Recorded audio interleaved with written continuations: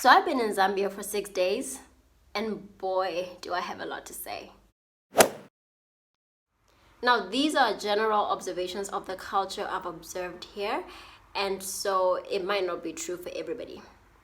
Oh yes, so I'm in Lusaka, Zambia. So again, the observations here in Lusaka may be different from other parts of Zambia. Keep that in mind too. Now, the first observation that I made was that the people here speak English a lot, which was really interesting to me because in Botswana we speak Setswana a lot. And I was also a bit disappointed because I really wanted to learn the native language here. But then I found that the reason why they speak English is possibly because there are so many national native languages. And so the best and most common ground is English. And that's why you find that in any group setting, most of the time they speak English. The other observation is that they call strangers boss. Now, this is a respectful way of addressing strangers, whether maybe in a cab or a taxi, as they call it, you say boss. Maybe you say, boss, is that the road leading to Livingston? Oh, hold this, boss. Or, yeah, boss. Meaning, no, boss. No, sir.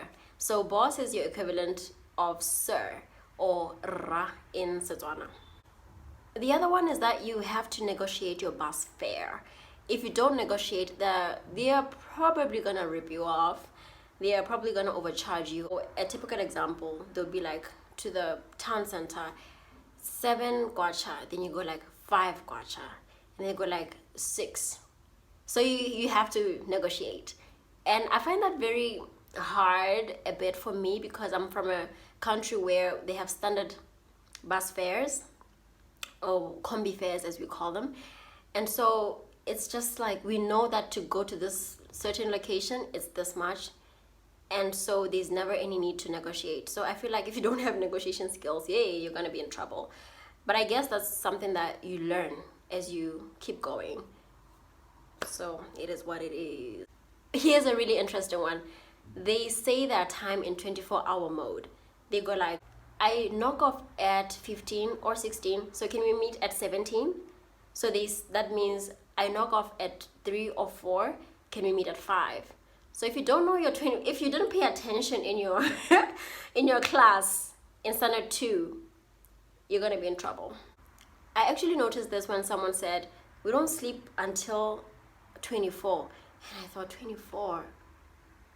And he was saying this while looking at his wrist. So I thought, I guess maybe he's referring to the time. So the following days, I kept hearing this 24-hour mode, and I thought, oh, I guess he meant at 12 midnight. So it's very interesting to me, yeah? And another similar one is how they address thousands. If they are talking about money, they go like 15 pin, meaning 15,000, 450 pin. So we were in conversation with a friend from high school also, and he was saying, talking about buying a plot for 50 pin. No, not even buying a plot. He was talking about, we're talking about like large sums of money, and he was saying 50 pin. I'm like, oh, that means what? And they're like, it means 50,000. So in case you might be involved in some money talks with anybody from Zambia, anytime they say pin, know that they mean 1,000, okay? Oh, they have really high walls here. Literally almost double the size that we have in Botswana. Whether it's your residential plots or commercial areas, even the high commissions here, your embassies here, high walls, really high walls. And I'm told it's because of security.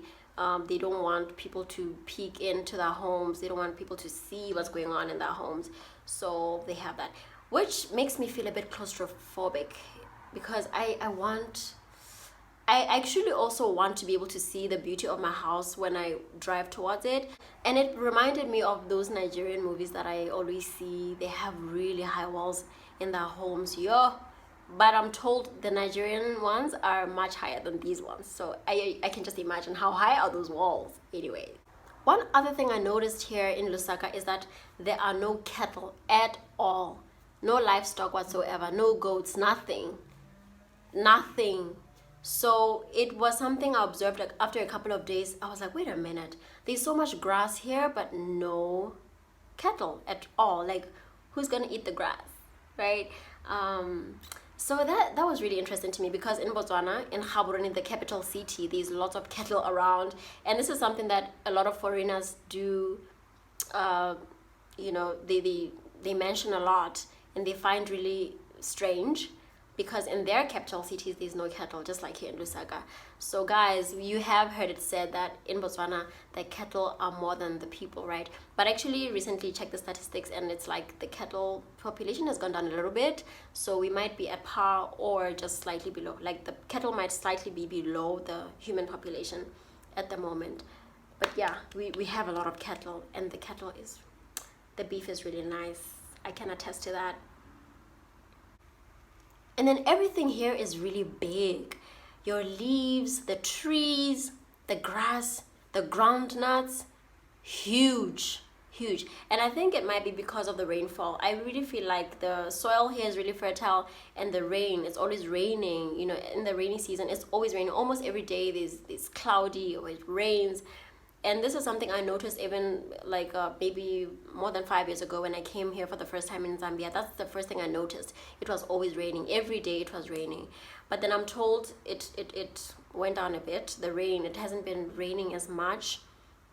But it does generally, rain a lot. So I think the plants are happy for it.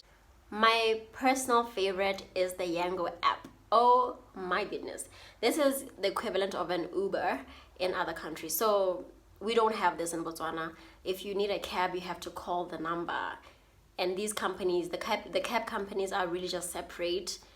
There's no united place for them, for you to access them. So I think it's pretty dope to have an app like that. It's amazing. You go to the app, right? And then you order a taxi, and then it tells you that the driver will be there in about a minute. And then they call you, and then they ask you where exactly you are. Because, okay, on the app, they get to know where you are, but they want to know exactly, like, are you like right around the building, or where exactly you are situated. So then it also tells you the plate number. So even when it comes, that's the one that's coming for you. And I also found out that these are just personal vehicles that people get to register to be, to participate in the Yango platform. So I think it's pretty nice, because I'm thinking about the time that I'm spending here in Zambia. My car is in Botswana, so I could literally have registered it for that, and it could be making money while I'm away.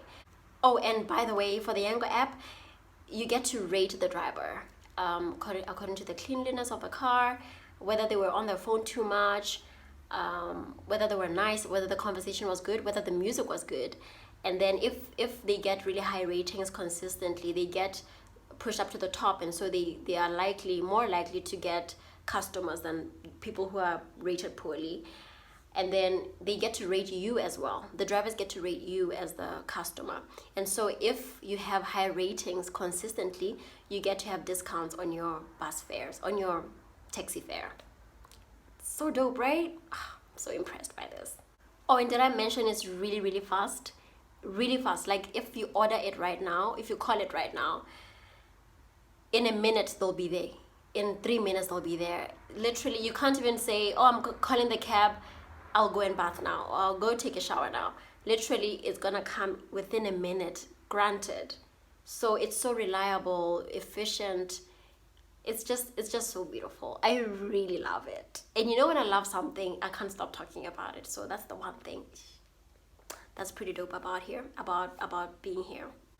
And the last one is the one about not going to the village. I made a video about this. I actually interviewed one of the locals here. So he wasn't the first person to tell me this, and I heard this from another person, from two other people in fact. So in Botswana, if you don't go to the village during your holidays or just any other time, especially Christmas, you are labeled. You are called a lekgwelwa. That means somebody who has lost touch with their roots, somebody who doesn't care about their parents or their elderlies, the people that raised them. So it's a thing. It's a huge deal to go to the village in Botswana. So it was a huge shock to me that in Zambia it's not a thing at all. Most Zambians really just don't go to the village. They've never been there. They were born there, but they've never ever gone back there. I was like, but what about then where, like where do your grandparents stay?